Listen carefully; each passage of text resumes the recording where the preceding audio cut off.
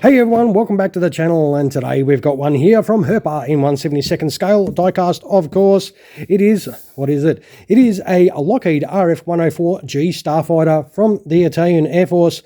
Now, how do you know that? You don't know that until I do this. There it is. That is pretty cool. Now, the RF-104 was the tactical reconnaissance variant of the 104G, which mounted 3 cameras in place of the internal 20mm Vulcan cannon. Now, 189 of these RF-104Gs were made, in which the Italian Air Force would acquire 20, and of these, the first one arriving in 1970. Now, our aircraft here does belong to the 28th Reconnaissance Group, the Witches, and is finished in this special celebratory livery that was done in '89. So I reckon what we do is stop looking at this packet and get this spallone out of the box and into our hands and have a real good look at it. All right, with this Italian stallion out of the box, we'll get that lid off, of course, and check this out. It does come with a set of instructions, which is always handy. Some companies don't put instructions in their models, which can be annoying. Even if they're small ones like this, it's not huge, but it does show you enough, which is always handy to have. Our awesome looking RF-104 sitting here, so it does have the landing gear options, a little baggie that does have all the gear bay doors as well, I assume. And this great looking RF-104 sitting in here, we will get this out. Now, I did grab this second hand. I'm not sure the availability of these. I don't think they're available anymore. So if you do like what you see, you'll have to get this on the second hand market. Boy, that looks absolutely awesome. We'll move that out of the way. Check out that. Whew. That is in your face. That does look beautiful. Now, I did notice it did not have a stand in the box, so I'm assuming these may not come with a stand. Very similar thing to like Witty Wings and stuff like that. So if you do want a stand, you do have to probably buy one of these extra. But boy, this does look great. Check out that witch on the back of that. That is awesome. This is a really bright, this livery. It looks beautiful. And it's a pretty solid chunk of metal too. This is quite heavy. Let us have a little look. Whoa. Nice. That is really nice.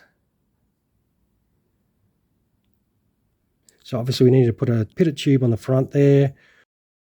And of course our landing gear options. That is amazing. Wow. That looks cool. All right, what we'll do is we'll set this up for in-flight, and we'll come back and have a look at it all set up properly. All right, we'll be back in a second. All right, with this pretty awesome looking Italian Starfighter all set up for in-flight, very straightforward. You just put that main landing gear cover section in, and the same with the nose wheel. I have pushed that in as sort of hard as I want to. It's quite, I can't really easily push that in any further. That's as far as it's going to go. I don't know what the issue is there, but I don't know, maybe push really, really hard, but then I don't see how I'm going to get that out to do gear down. But this one dropped in nice and easy. It comes down pretty flush. No real dramas there. But the overall livery is really fantastic. This does look awesome. And of course, you put your little pitot tube in the front, and this is absolutely beautiful, this aircraft, the way this does look. And this is how your awesome looking RF-104 will set up for in-flight. And that does look pretty cool. I really like that witch on the back. That looks awesome. But of course, you don't have a stand. So unless you've bought one prior, you cannot put this on the stand because it does not have one, which is a bit of a bugger. So what we'll do, I can't put this down anywhere. So what we'll do is we'll go off and put some landing gear on this. We'll check this gear down and see how good it looks and wind up the video for you. All right, we'll be back in a moment. Alrighty, here we have this beautiful 104 looking absolutely stunning in gear down. It is quite a straightforward process. The main landing gear is pretty much a whole complete module, all that you just drop straight in, and then you just need to put the gear bay doors on either side. So there's 4 gear bay doors. There's 2 big large ones and then 2 smaller ones that you just put in there and then line up with that strut, and that is job done. They sit in there perfectly. It's quite very easy to do. And then the front nose wheel is just a complete module, but what you may notice there is it actually is missing a gear bay door, which unfortunately, when I opened the model to put together for a gear down, that was what it was like. Yeah, unfortunately, the model was missing that gear bay door out of the front there. So if you do find one yourself, hopefully yours will not be having a missing part, but that is all meant to be together. So maybe it's broken off at one stage or during the manufacturing, or it fell off because it's only glued onto that module.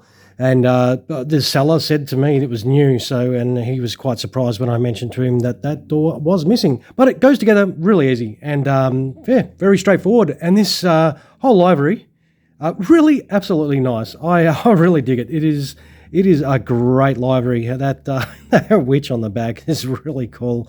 I definitely think this is a nice looking 104. And if you can grab one and find one, definitely I reckon this is a great one to get. This is one of those liveries that really stand out and does look fantastic. All right, guys, so I'll do the usual. I'll take some photos of this so you can check out this awesome aircraft without my hands all over it and see some closer detailed pictures. If you enjoyed this at all, throw us one of those somewhere down there and feel free to subscribe to the channel. So once again, this is 172nd Scale Diecast. It is by Herpa and it is definitely a fantastic rendition of a RF-104 from the Italian Air Force. And as I said, I love it. It is a stunner. All right, everyone. Thanks again for spending your valuable time in checking out another one of our videos. And with that, I'll finish up by saying you all have a fantastic rest of your day. Cheers, everyone.